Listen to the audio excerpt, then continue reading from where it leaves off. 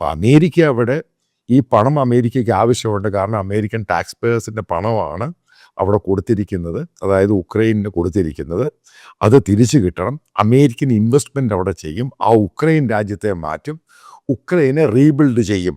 ആ ലാഭത്തിൻ്റെ 50% ഉക്രൈനായിരിക്കും കൊടുക്കുന്നത്. അപ്പോൾ ഇങ്ങനെ ചെയ്യുമ്പോൾ ഒരു രാജ്യത്ത് അത് ഓട്ടോമാറ്റിക്കലി മനസ്സിലാക്കേണ്ടതാണ്.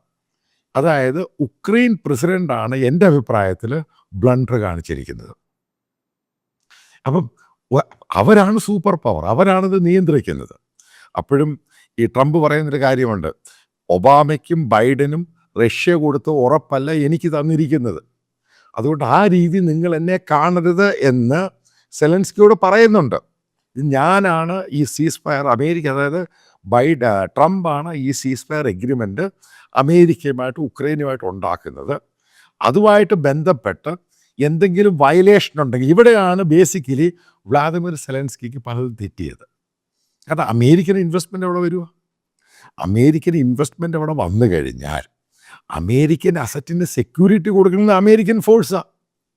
കാരണം ഇയാൾ ഭയങ്കര ഇമ്മച്ചുവറായിട്ടാണ്, ഇമോഷണലിയാണ് കാര്യങ്ങൾ പറയാൻ ശ്രമിക്കുന്നത്.